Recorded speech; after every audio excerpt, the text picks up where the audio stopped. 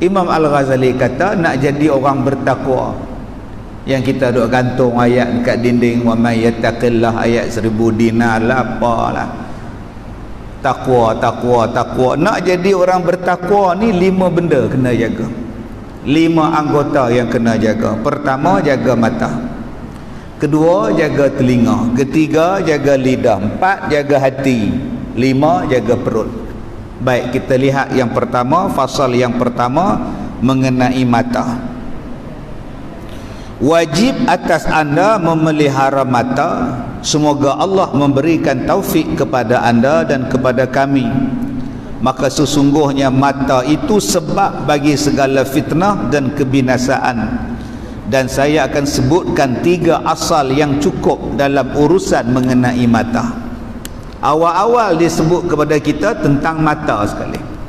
Sebab apa benda pun tuan-tuan, dia jadi daripada mata.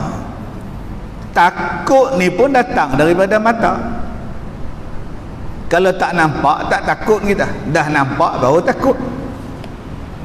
Sebab tu kalau kita ni buta, takut apa? Kereta depan mata pun tak takut. Duk lintas jalan, dia tak nampak apa, dia takut apa? Dia tak nampak. Serupalah kita ni terang mata sebab pakai spek. Buka spek rabun, masuk dalam hutan, sesat dalam hutan. Orang lain jumpa jalan keluar, kita tak jumpa. Malam pertama, malam kedua tak jumpa jalan keluar.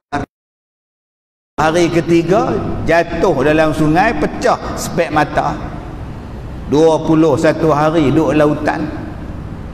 Orang tanya dia bila dah diselamatkan oleh bomba penyelamat, orang tanya dia, kamu tak takut ke duduk lautan? Dia kata, biasa, nak takut apa, tak nampak. Ular depan mata pun dia tak nampak, dan takut apa? Yang kita sekarang ni rasa takut sebab kita nampak ular depan mata, takut, lari kita. Cuba tak nampak ular lah, tidur atas ular, pijak ular, duduk sebelah ular pun tak apa sebab tak nampak. Bila dah nampak, maka timbullah rasa takut. Sebab itu tuan-tuan, kadang-kadang kita mendengar saja tu boleh jadi takut juga, tapi belum tentu boleh takut. Kawan kepada takut, dengar, tengok dan dengar. Ni kalau dua-dua ni ada, nampak dengan mata, dengar dengan telinga, maka dia akan datang keseronokan ataupun datang ketakutan. Tetapi kalau dia dengar saja tuan-tuan, belum tentu dia takut. Dia cuma dengar saja. Sebab tu di hari kiamat Allah Ta'ala kata, dua-dua ni kita akan dapat. Rabbana absarna wa sami'na. Wahai Tuhan, kami dah nampak dah api neraka, kami dah dengar dah bunyi api neraka. Farji'na, kami nak balik ke dunia. Na'mal salihah, kami nak buat amalan soleh. Berapa banyak masa sekarang di dunia dia tak nampak neraka, dia cuma dengar je cerita neraka. Dia cuma dengar je cerita Suja'ul Aqra, dia cuma dengar je cerita neraka Wil, dia cuma dengar saja azab dalam api neraka, tapi dia tak nampak. Maka orang yang percaya, dia akan percaya, dia akan takut kepada Allah, dia datang takwa kepada Allah. Di hari kiamat Allah bagi pasang nampak. Pasangan nampak ialah telinga, pasangan telinga ialah mata nampak. Dua-dua ni baru dia percaya. Baru dia percaya tuan-tuan. Dia kata Rabbana absarna, kami dah dengar dah, kami dah nampak dah Tuhan. Kami dah dengar dah bunyi neraka ni. Boleh hantar kami balik ke dunia, kami nak buat amal ibadat. Allah kata terlambat lah. Sebab tu kalau kita belajar tasawuf, di dalam pelajaran tasawuf tu dia terang kepada kita rukun-rukun tasawuf. Dia belajar kepada kita syarat-syarat tasawuf. Dia ajar kepada kita apa dia itu tasawuf. Daripada mana datangnya tasawuf? Orang tanya saya, Ustaz, tasawuf ni Nabi ada ajar? Nabi ada ajar kata tasawuf ni? Saya kata apa, tak ada pula. Contoh, laqad kana lakum fi Rasulillah uswatun hasanah. Sebaik-baik manusia ni contoh teladannya pada Rasulullah. Bukan setakat baik pada zahir, baik pada hati. Jadi kalau nak tahu hati Rasulullah tu baik macam mana, belajarlah tentang Rasulullah. Belajar tentang hati itulah nama dia tasawuf. Sebab hari ni ada ustaz kata tasawuf ni mari mana? Dia susah hati tuan. Mari pada Rasulullah lah. Mari pada Nabi lah. Nabi ni hati dia lagu mana, sifat dia lagu mana, perangai dia lagu mana. Dalilnya apa? Laqad kana lakum fi Rasulillah uswatun hasanah. Sebab tu awal-awal sekali sebelum belajar tasawuf, kena belajar apa dulu? Kena belajar syahadataini. Syarat-syarat syahadataini, la ilaha illallah Muhammad Rasulullah. Itu nama dia kalimah syahadah. Asyhadu an la ilaha illallah wa asyhadu anna Muhammadar Rasulullah. Di dalam tiga benda ni, di dalam dua benda ni, asyhadu an la ilaha illallah wa asyhadu anna Muhammadar Rasulullah ni, ada apa benda? Ada tiga perkara. Pertama ada dipanggil ilahiyah. Kedua dipanggil apa? Nabawiyat. Yang ketiga dipanggil apa? Sam'iyat. Tiga benda. Dalam kalimah syahadataini, kalimah syahadah tu ada apa benda? Pertama ada ilahiyah, sifat ketuhanan. Dua, ada apa dalam dia? Ada sifat kenabian, nabawiyat. Yang ketiga, dalam kalimah syahadah yang kita duk mengucap tu ada apa? Sam'iyat. Engkau kena dengar, kau percaya walaupun kau tak nampak. Itu nama dia sam'iyat. Setengah orang dia kata dia tak nampak Tuhan. Bila dia tak nampak Tuhan, buat apa dia percaya dengan Tuhan? Sebab tu ulama-ulama susun. Yang ketiga ialah sam'iyat. Engkau dengar ya, dan kau wajib percaya walaupun kau tak nampak. Tak nampak Tuhan. Dia kata saya tak nampak, saya tak mau percaya. Sebab apa dia tak mau percaya? Sebab dia tak faham rukun la ilaha illallah Muhammad Rasulullah. Rukun yang ketiganya ialah sam'iyat. Engkau kena dengar dan kau kena percaya. Dengar dan percaya itu dipanggil sebagai sam'iyat. Banyak tuan-tuan, kita tak nampak, kita tak tengok, tapi kita dengar ayat-ayat dia, kita dengar hukum-hukum dia, maka wajib kita percaya. Jadi tuan-tuan yang dirahmati Allah, pasangan kepada telinga, mata, bila dua-dua ni berfungsi dengan baik tuan-tuan, insya-Allah. Tetapi dua-dua ni kalau berfungsi dengan baik, tetapi ada satu lagi benda tak berfungsi dengan baik, pun telinga dan mata ni pun tak boleh pakai. Apa dia? Itu yang ketiga tadi. Dia datang kepada hati. Dia datang kepada hati pula. Telinga, mata melihat benda yang baik, mendengar yang baik. Dengar, tengok. Dia mari hantar isyarat pada hati supaya hati jadi baik. Hati ni jadi baik, dia datang ke mana pula? Tanda-tanda hati baik, perkataan dia pun akan jadi baik. Tanda-tanda hati yang kotor, perkataan dia pun jadi kotor. Subhanallah. Maka perkataan yang kotor, kata-kata yang kotor atau kata-kata yang bersih datang daripada mana? Datang pula daripada perut. Makan apa engkau? Punca apa engkau makan? Daripada mana engkau makan? Sebab tu Imam Al-Ghazali disebut apa? Nak jadi orang bertakwa, jaga mata, jaga telinga, jaga hati, jaga lidah, jaga perut. Sempurnalah takwa kita. Subhanallah tuan-tuan. Mata kalau dia tengok, insya-Allah dia boleh jadi baik. Mata kalau dia boleh berfikir, dengan mata dia boleh jadi baik.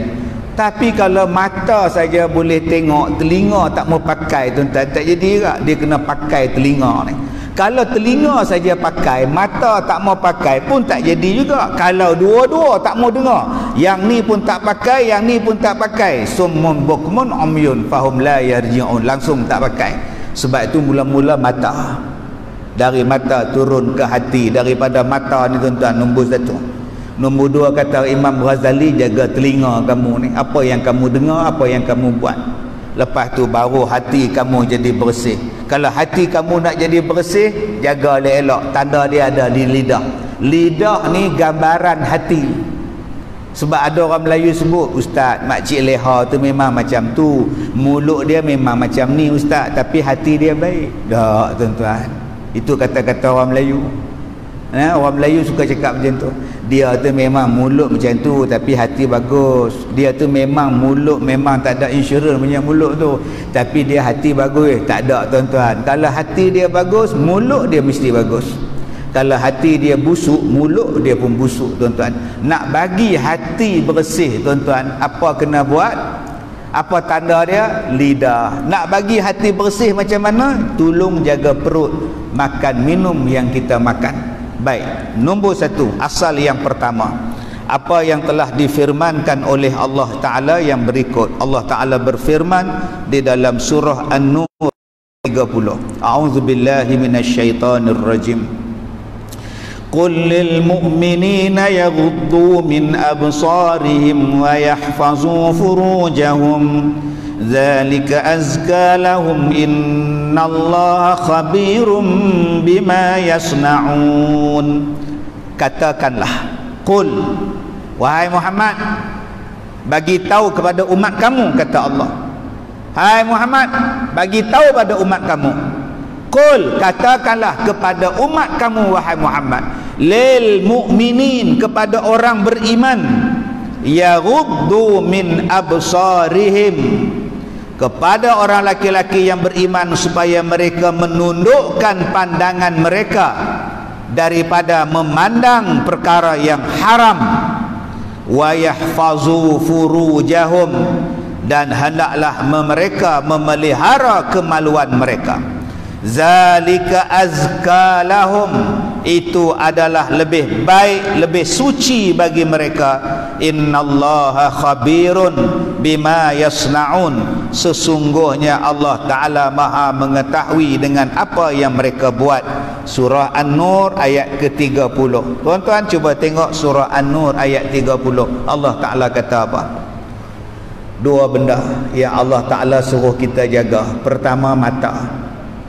Apa Allah Ta'ala suruh buat dengan mata? Yaghuddu min absarihim, tundukkan pandangan, tundukkan pandangan, tundukkan mata. 2, wa yahfazu furujahum, jaga kemaluan. 2 benda. Orang kafir bila dia tengok ayat ni, dia tahu benda yang boleh merosakkan orang Islam 2, mata dan kemaluan. Allah Ta'ala bagi tahu dah, yang nak rosakkan kamu ni mata kamu, kemaluan kamu.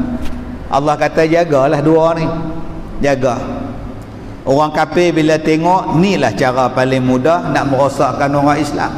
Sebab tu tuan-tuan, hari ni nak rosakkan orang Islam, rosakkan mata. Dia tengok Al-Quran dengan dia tengok Facebook, mana lebih lama? Dia tengok muka mak dia dengan muka handphone, mana lebih lama? Sebab tu kadang-kadang tuan-tuan, saya duk tengok cendekiawan, agamawan zaman sekarang ni, doktor ke, master ke, apa ke benda ke, ustaz ke apa ke, dia boleh duk petikai Imam Ghazali, tuan-tuan bayangkan, duk petikai Imam Nawawi.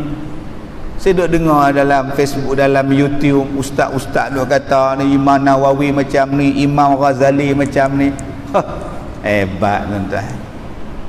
Saya kalau jumpa ustaz-ustaz jenis duk petikai ulama-ulama dulu ni, saya nak tanya satu, di rumah ustaz ada televisyen tak? Ustaz ada Facebook tak? Ustaz ada internet tak? Dia mesti jawab ada. Berapa kali tengok televisyen? Abang, saya tak tengok lain, saya tengok berita. Pembaca berita tu pakai tudung kepala. Berapa banyak ulama-ulama, ustaz-ustaz zaman sekarang ni duk tengok cerita Hindustan, duk tengok cerita Melayu, duk tengok cerita orang putih. Tang mata saja kamu dah tak boleh lawan ulama dulu. Ni Imam Ghazali yang kita ada baca kitab ni, rumah dia ada TV ke? Dia ada Facebook ke?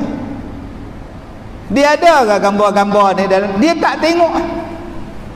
Tang situ beza, tang situ dah. Kamu jangan nak kata kamu ni lebih baik daripada mereka. Kita tak boleh nak kata tuan-tuan. Ustaz, saya tak ada Facebook, TV pun tak ada. Hang tak pergi Ipoh. Tengok nyonya pakai skirt. Tang situ hang kalah lah. Tak usah cakap banyak tuan-tuan. Saya tak tengok Ustaz. Bohong sangat. Hampir market, nyonya nak jual buah betik tu pakai tangan pendek dengan skirt dia. Saya tak pergi market Ustaz. Hampir mana? Saya pergi bank, cashier bank tu, hak nyonya tu pakai apa? Nak kata kita ni lebih baik pada mereka, jauh panggang pada api tuan-tuan. Ni tuan-tuan, kaki masjid ni nak lintas traffic light tu pun upa tengok upa banyak aurat. Paha besar-besar balak duk lintas kita. Bukan kayu dah, balak duk lintas. Sementara nak keluar pada rumah tadi pun duk tengok lagi pukul 7 tu drama. Tiba-tiba kita nak kata kita ni lebih baik pada ulama dulu. Oh, sekarang dahsyat-dahsyat ustaz-ustaz zaman sekarang tuan-tuan. Dia dapat masters tu pun, dia dapat PhD tu pun, dia duk dapat ijazah sarjana muda tu pun, dia duk baca kitab ulama-ulama dulu. Bila dah dapat gelaran, dia petikai pula ulama dulu tuan-tuan. Boleh pergi tolak pula kitab ni. Mata kamu pun kita tak jaga. Memang tuan-tuan, kita tak tengok video lucah ke gambar lucah dalam Facebook. Memang natang kita tak tengok. Tapi bila kita duk tolak-tolak, keluar juga gambar tu. Kita pun tak tahu main mana pula ada haram jadah kau. Mula-mula haram jadah, kira halal nampak. Yang ni kita nak kata kita lebih baik pada orang dulu. Dah tuan-tuan, tang sini kita kalah. Sebab tu kita ni dianjurkan taubat. Minta ampun pada Allah dosa mata ni. Bila Ustaz? Bila ambil wuduk. Tu bila kita ambil wuduk, ambil dengan berhati-hati. Ambil dengan betul-betul. Jangan duk menyimbang ambil wuduk. Ni sambil duk basuh muka menyimbang. Ustaz Ghazim petang malam ni. Tak tahu. Tak tahu duk sapu. Masa basuh muka tu, ya Allah ampunkanlah dosa-dosa di muka ni, ya Allah, dosa mata, dosa hidung, dosa lidah ni. Minta. Bayangkan kalau tiap-tiap kali 3 kali basuh muka, sat lagi ambil wuduk lagi, sat lagi ambil wuduk lagi 5 kali, gugurlah dosa kita mudah-mudahan. Ini dahlah dosa tu banyak. Baca doa bila basuh muka ambil wuduk pun tak baca. Baca doa nak basuh tangan tak baca. Baca menyapu kepala tak baca. Kemudian kita nak kata kita lebih baik daripada para sahabat, daripada para salafus salih, tabi'in dan sebagainya. Baik, nombor 1 dia sebut apa kepada kita? Allah Ta'ala sebut kepada kita, kalau kamu nak jadi orang bertakwa, yaghuddu min absarihim. Jadi abang-abang, akak-akak depan saya ni, kalau tak ada Instagram, tak ada Facebook, tak ada YouTube, tak ada internet di rumah, tahniah saya ucapkan, dosa kurang. Tapi COVID-19 ni menjadikan kita sekarang nak tak nak terpaksa guna online. Ini dia COVID-19, norma baru. Orang tanya saya, Ustaz, COVID-19 tu menatang apa? Menatang apa? Menatang macam kita semayang tak tahu macam siapa.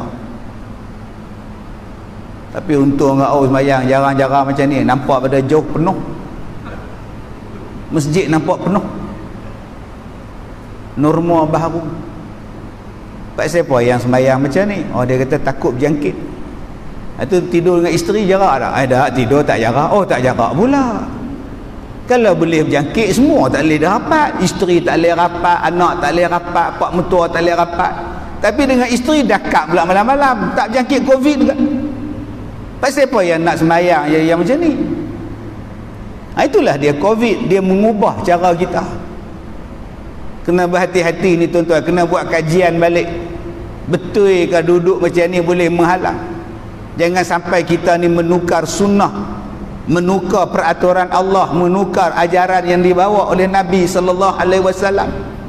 Yang kedua saya kata, dia nak menjadikan kita ni daripada langsung tak ada online, langsung tak berdaftar, semua orang kena ada online. Hari ni nak membayar dengan online, nak pergi dengan online, nak masuk masjid pun kena scan, kena daftar. Secara tak langsung semua orang terlibat dengan online. Nak tak nak, maka pada masa itu tuan-tuan, absarihim, mata-mata kita mula terdedah pada macam-macam. Dia tak kira tua, dia tak kira muda. Dulu kita boleh cakap, aku tak tahu menatang apa ni. Lah, opah pun kena belajar opah. Semua online belaka sekarang, tuan-tuan. Sebab itu kalau kita lihat dalam ayat ini, Allah Ta'ala kata, kalau kamu nak selamat, jaga mata. Tuan-tuan tak ada handphone, tak ada menatang apa, selamat. Tuan-tuan cuma ada handphone Nokia 33 sekupang, selamat. Nokia hak jenis lama, rempuk 40 kali tak pecah. Relai tuan-tuan, pasang balik bergetah, bunyi lagi. Kalau ada yang tu selamat. Tapi jenis ada hak lagu ni tuan-tuan, Allah, sat-sat nak tengok, sat-sat nak tengok.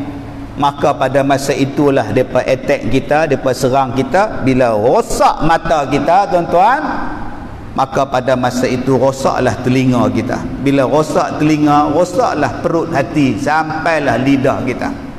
Maka kalau kita nak jadi orang yang bertakwa kepada Allah, nombor satu, jaga mata.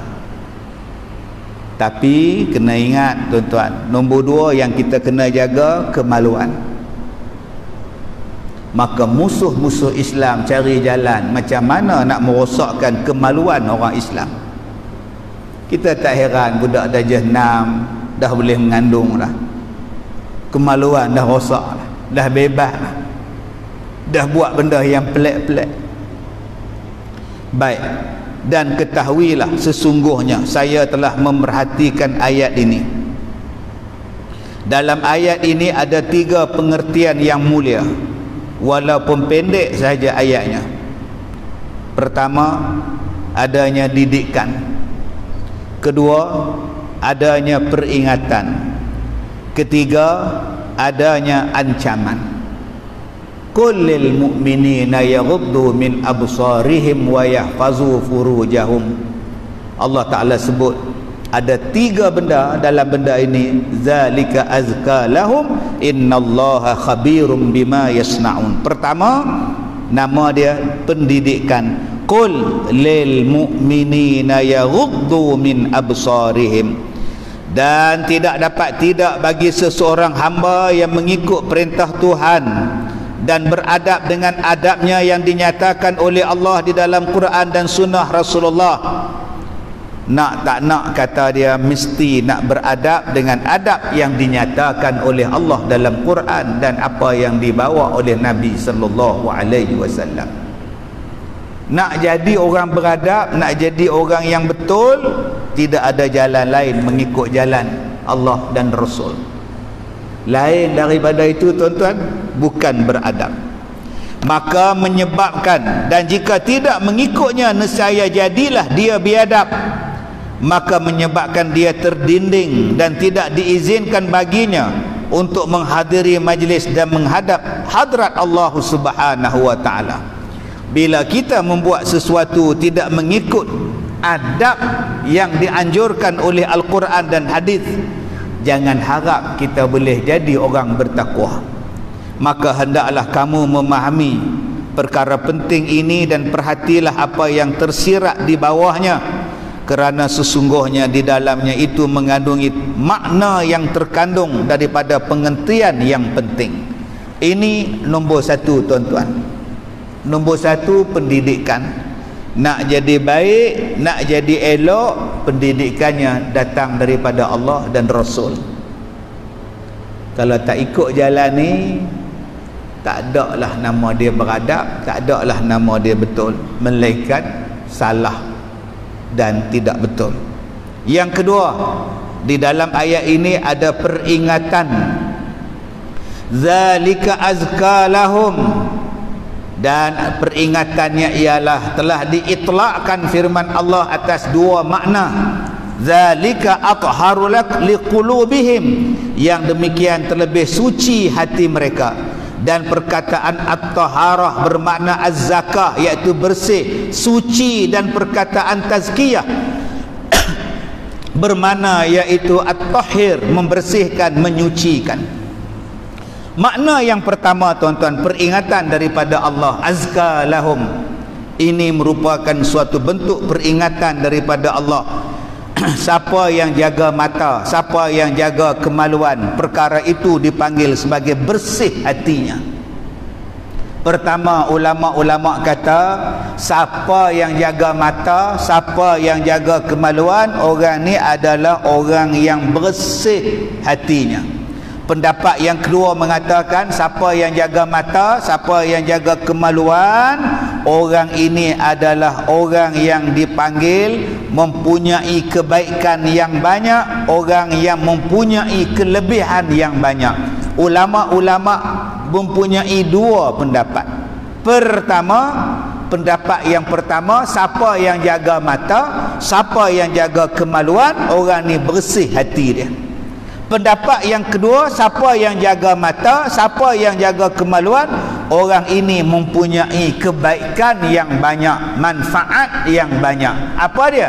Orang macam ni orang yang jujur, orang ni. Jadi tuan-tuan yang dirahmati Allah, ini peringatan. Sebab tu kalau kita ni duk kawan dengan orang yang tak jaga mata, tiap-tiap malam duk mengendak orang, tiba-tiba kita duk kawan dengan dia, tuan-tuan berhati-hati. Duk beli teropong daripada Rusia, siang warna lain, malam boleh teropong orang. Teropong leha janda mandi. Lepas pukul 9 pagi duk makan roti canai dengan dia. Kita duk dengar apa yang dia nyimbang, apa yang dia teropong semalam. Orang macam ni tuan-tuan, hati tak elok. Apatah lagi mai duk jual VCD kat kita pula, bro. Bagus punya, bau punya dia jual. CD apa ni mak? Biasa bro, saya cari makan bro. Duk jual benda tak elok pula. Orang ni hati dia ni. Sebab tu ada isteri yang duk telefon saya, dia kata, ustaz, kalau mai ceramah di masjid kami boleh tak ustaz sentuh sikit, pesan dekat laki-laki jangan duk tengok video lucah. Saya kata, siapa yang duk tengok tu? Suami saya. Lah, kau tahu mana? Kau duk ngendak kat lubang kunci. Suami saya orang masjid ustaz. Oh ya ke? Tadi ustaz kalau mai sekejap lagi, ustaz balun sikit lah ustaz. Kenapa kau tak balun? Saya pula kena balun. Kau tak berani, habis tu saya berani kan? Oh, dia kata, ustaz, oi, suami kaki masjid tapi balik rumah kaki porno. Bila hati nak bersih tuan-tuan? Saya kata, akak CD ke dia tengok menatang apa? Dia tengok tu lah CD-CD ke, ambil kat bakar. Takut dia marah, tak apa. Kalau dia pukul akak, dia marah akak cerita kat mak dia, kat pak dia, kat kawan dia, siapa cerita. Dia takkan pukul ya. Kak bakar je kak. Kak tak setuju bakar. Takut apa benda haram. Kalau dia marah akak, saya nak jaga abang, saya nak jaga hati abang supaya abang tu hati bersih. Bila hati bersih, doa mustajab. Tu sebab doa tak mustajab, hati tu kotor. Dia minta lah hujan turun, dah 2 bulan tak hujan. Dia duk semayang minta hujan, tak turun hujan, pasal hati kotor. Malam sebelum minta hujan punya semayang, duk tengok video lucah. Tu je nak cerita. Besok nak semayang minta hujan, malam ni pergi tengok video lucah lu. Abang, besok pukul apa nak semayang istisqa? Pukul 11. Relax mata duk tengok. Bila Tuhan nak makbul doa? Perbuatan kita tak selaras dengan hati kita. Subhanallah tuan-tuan. Baik, maka Allah Ta'ala telah mengingatkan bahawa pada menundukkan pandangan dapat menyucikan hati. Jadi apa kelebihan kita menundukkan pandangan, menyucikan hati? Kadang-kadang saya susah hati juga. Kadang-kadang orang panggil saya berlakon. Saya kata boleh berlakon dengan syarat berlakon perempuan tutup aurat. Kalau tak tutup, saya tak mau. Sekali jadi isu fitnah. Ada produksi, ada pengarah, ada penerbit yang berbincang dengan pelakon perempuan, dan pelakon tu setuju pakai tudung, buat tu scene dengan saya. Tak apa. Tapi ada setengah pelakon dia buat jenis gedebel, buat keras kepala. Yang tu yang saya pening. Dia tak mau. Dia kata laki dia pun tak suruh. Apa ustaz nak suruh? Dia tak mau berlakon sudah. Apa pula kita nak suruh kita pula? Dia buat panjang tengkok bayar. Tuan-tuan, pasal kita duduk sekali, tak tengok pasal bazir pula. Subhanallah. Tengok dosa kita pula. Ni 2 malam lepas ada pengarah filem telefon. Dia kata nak ambil saya berlakon sequel filem. Tajuk yang ketiga. 1 dah buat, 2 dah buat, 3 pula. Dia kata dalam filem-filem sebelum ni yang jadi bomo, yang jadi ustaz ni semua ustaz jadi-jadian. Habis tu kali ni filem yang ketiga ni ustaz, kami nak buat ustaz betul-betul jadi ustaz. Lepas tu jadi kami nampaklah ustaz boleh jadi ustaz dalam filem kami, ustaz 3 kali ustaz. Ustaz yang boleh jadi ustaz dalam filem kami, ustaz lah. 3 kali. Saya kata pelakon dia perempuan pakai tudung tak? Okey, semua pakai mematuhi syariah. Kalau tak apa, saya jadi apa? Ustaz jadi ustaz, melawan sihir. Tak mau. Saya kata saya tak mau jadi ustaz. Kalau nak saya berlakon, saya nak watak saya yang jahat. Diam pengarah lah. Saya nak jadi jahat. Biar orang tengok Ustaz Kazim di luar selalu jadi baik lah, pakai jubah lah, kepiah tinggi lah. Sekarang duk urut misai. Dia jahat je. Tak apa Ustaz, lain kali. Sebab nak jaga mata ni. Takut tuan-tuan, kita kadang-kadang nak bagi hati bersih, tapi tuk tengok. Sebab tu orang datang jumpa saya di pejabat tu macam-macam orang jumpa tuan ni. Sebelum jumpa tu saya buat syarat tu. Pakai tudung tak? Pakai ustaz. Pakaian dia je nak apa? Ada yang saya halau balik. Mai tak pakai tudung, duk dukung anak dia. Anak dia buah pula, duk tarik baju t-shirt dia tu. Tarik. Hai, mak nak nyembang dengan ustaz ni. Kita duk tengok tak tengok, tengok tak tengok. Sudah ustaz ni. Kata kak balik dulu, pergi pakai baju elok-elok, sekali mari lain. Sekali bukan kata anak kak tarik, saya tarik kau, pergi balik dulu. Anak dia duk tarik baju tu. Mak nak nyembang dengan ustaz ni. Kadang-kadang tuan-tuan dia mari cabaran macam tu. Dia mari kepada kita ni, tuan-tuan kena tegas. Cakap tegas. Aku tak mau tengok benda ni. Bila aku tengok tak lagi, hati aku jadi kotor. Baik televisyen, baik filem, baik drama, baik gambar, baik apa pun. 1, menjaga mata itu memperbanyakkan taat. Orang yang menjaga mata ni tuan-tuan mempermudahkan taat kepada Allah. Tadi saya duk dengar ceramah Ustaz Dusuki dalam radio. Dia kata kita ni sampai satu peringkat, dunia ni cukup-cukup lah. Semua dapat dah. Kereta dah dapat, rumah dah dapat, blender dah dapat, peti air dah dapat, isteri dah dapat, anak dah dapat, pencen dah dapat, motor Y3 suku pun dapat, baju pun dapat, kebun durian pun dapat, kucing pun dapat. Yang tak dapat lagi syurga.